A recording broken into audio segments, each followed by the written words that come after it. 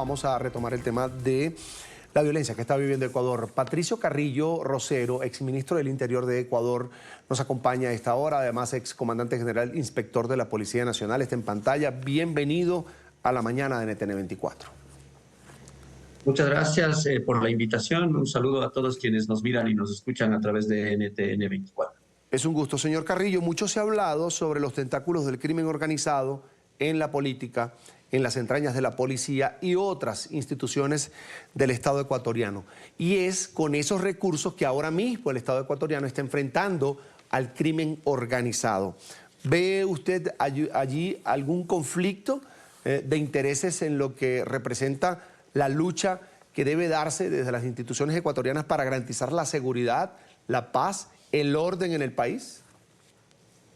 Mire, el Ecuador está enfrentando un problema complejo. Las soluciones no son simples.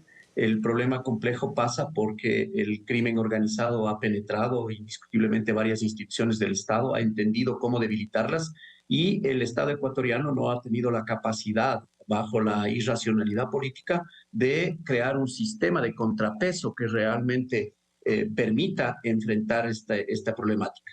La situación del Ecuador tiene que visibilizarse al menos desde diferentes dimensiones. La primera, la economía ilegal, que no gira alrededor únicamente del narcotráfico, sino de otros mercados como la minería ilegal, como la trata y tráfico de personas, el tráfico de armas, el contrabando, por nombrar algunos. Además, el rol que han jugado en la construcción de sistemas de control en las aduanas y en los puertos, la consolidación de las organizaciones criminales en los centros penitenciarios y la ausencia de una agenda, de un rediseño de agenda y políticas de seguridad. Entendida la agenda de seguridad como una herramienta de análisis prospectivo y de inteligencia que permita identificar factores de riesgo. Estos factores de riesgo y estas amenazas han ido creciendo de tal manera que los actores criminales ahora quieren ser actores políticos. Antes financiaban campañas, ahora quieren ser directamente quienes, a través del voto popular y de las elecciones, puedan ejercer la gobernanza en el país. A esto se ha unido, sin duda, una empresa privada corrupta que lava dinero en el país en función de que nosotros no hemos, en el legislativo no hemos sido capaces de contar con leyes de calidad. Como por ejemplo la ley de extinción de dominio, la ley de extradición, la ley de inteligencia y de contrainteligencia, la ley de registro de ADN para que todos aquellos elementos que se encuentran en las escenas del delito pasen como elementos de convicción a la Administración de Justicia. Entonces, todos estos elementos sí son complicados, pero creo que también hay mucho profesionalismo en Fuerzas Armadas y Policía Nacional. Hay unidades de élite que han recibido entrenamiento, equipamiento, doctrina de derechos humanos y cuentan con el marco legal para actuar en la excepcionalidad como ahora. Señor Carrillo, bien lo dice usted, han pasado muchas cosas y muchos factores para llegar al punto al que se encuentra en este momento Ecuador. Lo visto ayer es el resultado de un cúmulo de errores de administraciones a nivel de seguridad, a nivel administrativo, de corrupción, pero ya ver que estos grupos terroristas, de estos grupos vándalos, entran a un canal de televisión, que hemos visto la violencia que se ejerció en las cárceles y también obviamente en las calles, cerca a las viviendas, a las casas de los ciudadanos. ¿Se podría decir que esto era de esperarse, ver un episodio como el que ha vivido en las últimas horas Ecuador? Mire, ya veníamos teniendo anuncios.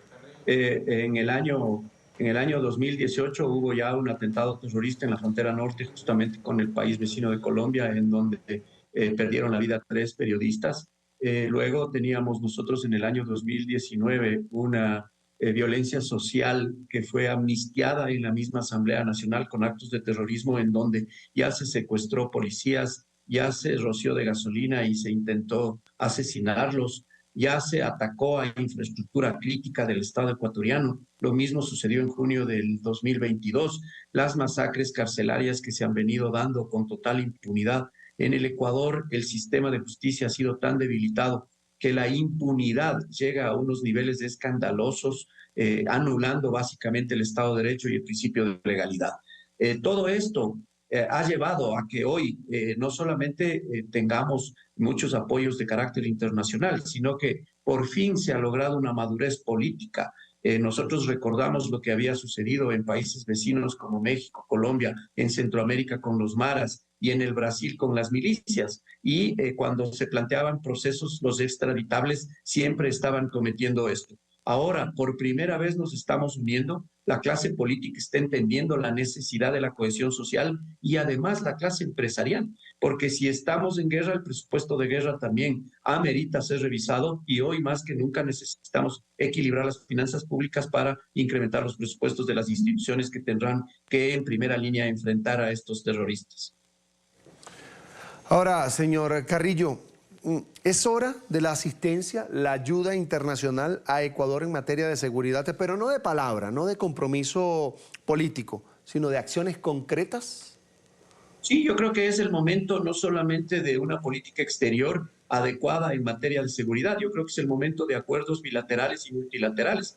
Si nosotros fuésemos capaces de controlar la costa del Pacífico, que es lo por donde geoestratégicamente circulan todos los mercados ilegales, nosotros podríamos enfrentar mejor desde la región. Pero muchos países no cuentan con esa calidad de la norma, no hay un principio de doble criminalidad, no se ajustan en acuerdos bilaterales muchos temas para la conformación y consolidación de las redes de inteligencia. Los apoyos pueden ser mutuos, se ha creado bajo iniciativa de las fuerzas policiales Ameripol, pero yo creo que hay que crear una Amerijust, yo creo que hay que ir avanzando en la región a fortalecernos. Somos la región más violenta del mundo, sin duda tenemos la tasa de homicidios más alta del mundo por arma de fuego y estos mecanismos ameritan que podamos unirnos también a nivel regional.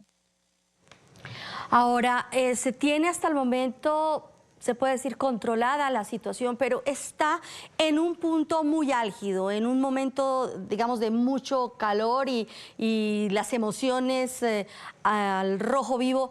¿Qué puede pasar en las próximas horas? ¿Qué hay que esperar por parte del gobierno y de las autoridades para lograr tomar el control absoluto y evitar que en estas horas, que son de tanta tensión, se vuelvan a producir este tipo de brotes terroristas tan preocupantes como los que vivimos el día de ayer?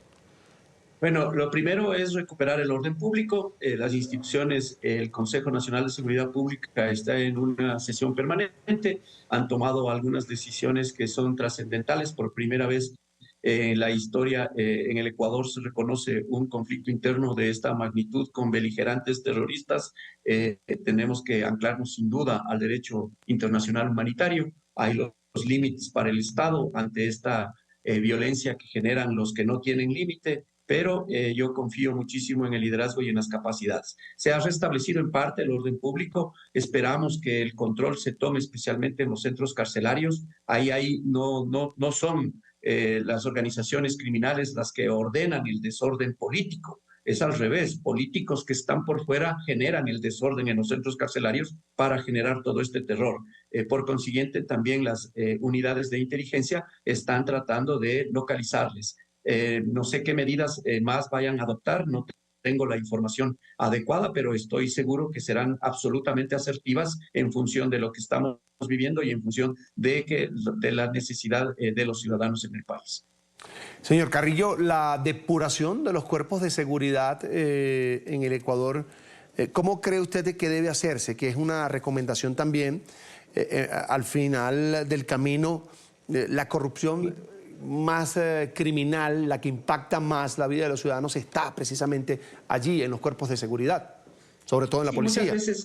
Muchas veces tenemos esa visión simplista de que un policía es el único que puede ser cooptado por el crimen organizado, pero más bien es un tema que amerita revisar toda la estructura. En el Ecuador hay una desconfianza generalizada en todas las instituciones y eso ya demuestra que que el contrato social, que la Carta Constitucional está agotada. Yo creo que amerita una reestructuración de todas las instituciones, absolutamente de todas las instituciones.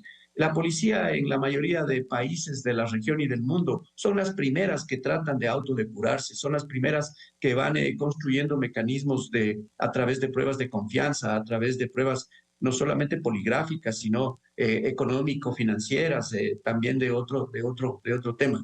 Pero el sistema de justicia, los peritos, los investigadores, muchas veces fiscales, amedrentados, intimidados, otras por participación directa en corrupción, el sistema de justicia, la norma que no es adecuada para enfrentar este tipo de fenómenos. Todo eso participa. Las aduanas, el sistema de control financiero, la unidad de análisis financiero económico, el servicio de rentas internas. Es decir, hay varios mecanismos y en el Ecuador lastimosamente debemos reconocer, porque si no reconocemos que hay corrupción, no podemos encontrar la solución. Hay que reconocer que la mayoría de instituciones son disfuncionales a las necesidades sociales. Eso es lo que hay que transformar. Es un reto enorme de carácter político, pero también ahora un reto enorme de carácter operativo para consolidar y devolver el orden público. Al señor Patricio Carrillo Rosero, exministro del Interior de Ecuador, además excomandante general, inspector de la Policía Nacional, gracias por acompañarnos hasta ahora acá en la mañana de NTN 24 para intentar comprender mejor lo que está sucediendo en estos momentos en Ecuador. Muchísimas gracias. Gracias a usted, Diana, Carlos, un gusto poder saludarles a todos quienes nos miraron. Buenos días.